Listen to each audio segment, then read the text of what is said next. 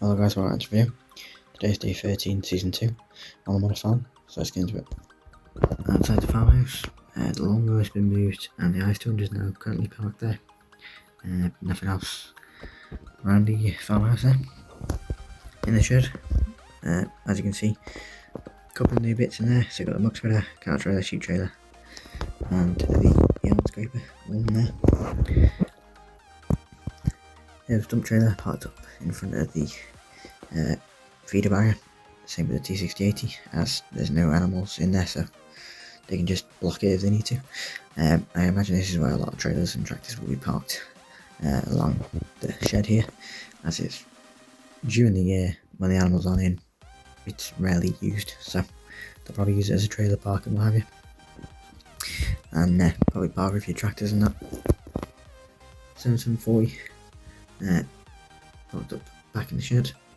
Now, I don't know what it is, but the farmer's son never seems to close the back window, so I was hoping the chickens get in there, as if they find somewhere warm, and they will sleep there, and yeah, just a mess to clean.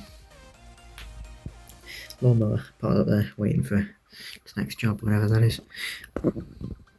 All kit parked up. Quad still parked there. I think she's having a couple problems, so they're having to fix it. So she's just parked up, waiting to be fixed, I guess. Then here we have the farmer's son in the tail hammer. With the part fox, he's just unloading 2 fur bags there. 2 more on the low loader and the 7530 on the low loader. So farmer's son's been in the 7530, gone to get some fur, because I think they used all 6 of them. They used 2 on their own land and then 2 on another job, and then they used another 2 the other day. So once they use up all the fur bags, they go and get more, which is only 6, but they don't have a flatbed trailer, so they had to use the low loader. So got 4 there and then 2 in the shed. So they decided they're going to put them on this side, as nothing really parks here apart from the 7530, and it's not going to kill them if the 7530 is blocking it, so they can just move the 7530 and get the fur and what have you. So now it's just T6 moves back a bit, same with the first spreader, it's at the back of the shed now, along with the hedge cutter. So I'll put 1 there and then have them in a row of 3. I don't know if they ever will get more, there's not really a need for more, but yeah, so they were gonna, well, the farmer's son was thinking of using the double axle flatbed, but obviously they don't have that anymore. They sold that, and obviously they got this, so which is a bit bigger, but for 6 bags of fur, it's a bit too big for it. It's the only thing they had, so. And hopefully that linkage will be coming soon, because she'll definitely look the part then. But yeah, she's definitely earning a keep apparently. They don't regret buying up at all. Guess they missed the 6920S, but this hasn't given them a spot of bother, so they're happy with it. I think they are, well, they look like the back tyres and rims off 6920S, I'm not sure if they are. But as you can see, they went for a bit beefier tyres on the front and back than they did on the 6920S. They were slightly bit smaller, but they want the 7530 to be one of the main 3 tractors, so like the 6920S was. So yeah, but yeah, once she's got that front linkage, she'll definitely look the part, and I think that's all we'll do to her. But for now, we wait, I guess. We've got the Keenan moved in here, as this shed is not obviously going to be used, neither is the other shed, but the Keenan takes up a lot of space in the other shed, whereas it doesn't matter if it takes up a bay, because you can put it right next to it there. So she'll live in here for the rest of the year, I imagine.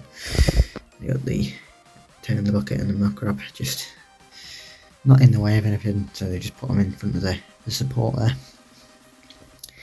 Then you got the poor mini digger just sat there waiting for a job, whenever that may be. But yeah, she's definitely been doing a couple of jobs through the winter, so she deserves a bit of a break. Then as you can see the bits and bobs they have there. Then we got nothing new in the side bit there. Then finally the bale trailer has moved to where the bales were. After me saying it for weeks and weeks, it's actually happened. So same with the bale lifter. I think they're gonna put I think the low loader is gonna be living here now, and I think they're gonna leave that one next to the entrance open. Try and keep it empty, so if they have to swing wide from any direction, there's nothing in the way. As that is the entrance, and along the wall of the side pit there, and behind the bale trailer is a bank, and then there's obviously the entrance there. So they've had to even take out a bit of the bank across the road because they need to swing wide to get in. Lorries used to struggle, even in tractors as well. So that's why they've tried to keep the pit near the entrance. So it's just literally you tip and you go. So you can come from any direction, literally reverse the trailer and tip, and then you can still be on the road at the same time. But yeah, so we'll see a couple of trailers parked here, and hopefully they'll be used during the summer soon, which hopefully isn't too long. Then you've got a digger bucket, just probably going to grow into the hedge there. Then in the sheep field, still full, and they're just on the last bale there, and they won't be on bales till probably next year. It depends what the farmer decides. And I think this ewe here is actually stuck in the hedge, and her lambs are obviously sticking with her, but it looks like she's got herself stuck. So I'll have to either check on her, or she'll just have to do a head count, or she'll just hopefully let them know that she's there. Because obviously if they don't, she could die. And that's not very good for the lambs, because they need their mum, especially now as they start off growing up. So yeah, and then you got the cows and the calves, and obviously it's finished in their last bale there. And you just got the ducks in the corner of the field, just sat there watching them. So the farmer is thinking of maybe, he's not too sure, but he's telling me obviously every summer he comes up with a new plan by the end of it for what he wants to do the next year. And he's been really considering this one. He didn't want to really go through with it, but not using these fields for bales and leaving it for the animals, so we don't have to move them every time we want to do bales. I'm not sure who he's actually going to start doing that this year, or what. Maybe it was just one of his ideas, or he sort of, you know, he does the sheep field, so he takes the sheep out, and then when it comes to the second cut, he takes the cows out and what have you, and then uses one of the extra fields, the one he doesn't use for silage. But obviously the sheep and cows, they're going to have to go into that when the bales are done here, so he's not got enough fields for them to go into, so he's a bit unsure about that one. But he does find it easier when there's no lambs and calves. As much as he likes watching them grow up, he doesn't want the hassle of moving them as well as the ewes and the cows, because there's just a lot more animals. But obviously there's nothing you can do about that. So he's hoping by June to at least have first cut done. But obviously he's not too sure when he's going to do first cut, because obviously the weather's just, it's dry for a week, and then it rains for like 2 weeks, and then it's dry again for 2 days, and it rains, and yeah, it's just hard to tell. So it might be a bit later silage. It might end up being first cut in September instead of August, which is not really ever done before, but it wouldn't do him any harm because the weather tends to be good August, September. September it starts to get colder and what have you, but I guess we'll see what he does in the summer. Then coming down the road here, got a farmer in his T7-200 New Holland with a Vadostat seed drill on the back. I'm not sure if it looks quite clean, so I'm not sure if he's washed it off or he's been using it. But very nice setup and a very nice drill. Sounds quite sad to say, but one of my favourite drills, and I never thought I'd say that, but I have a favourite drill, and it is that. Just a nice looking one, the way it folds up and everything. But yeah, so he's just heading down the road there. Then we've got, I think new to the area, not too sure. The thing is to replace the old cattle lorry they had. And they've got a Scania. Don't ask me what series, I'm not really that much of a sort of trucker. With a couple of cows in the back. I'm not sure what he's doing with them though, but I think he's got a couple of beef cows and a couple of bulls in there as well.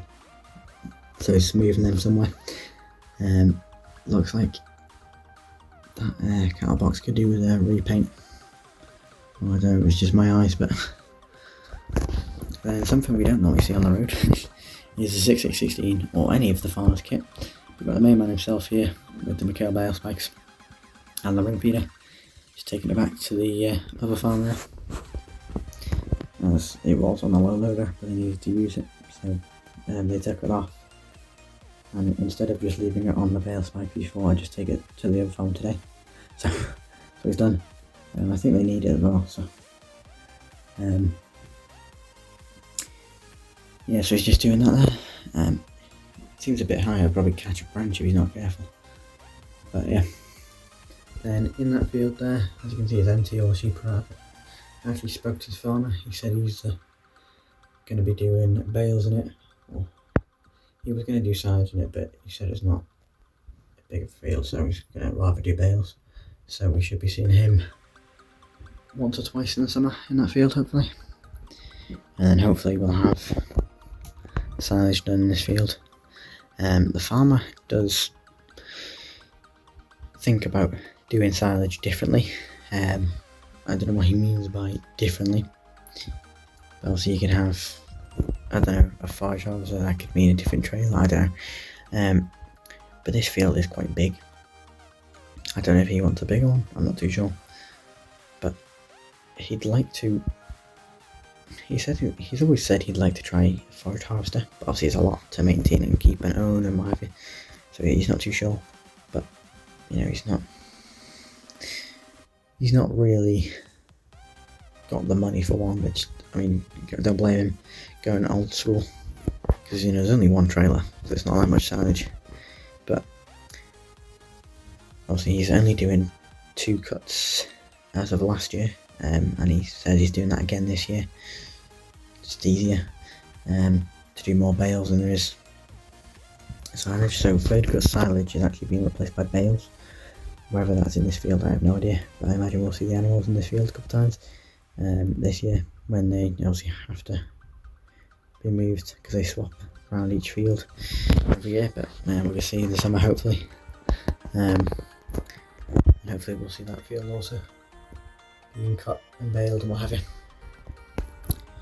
So yeah, so to you guys, don't forget to like, comment and subscribe, and bye.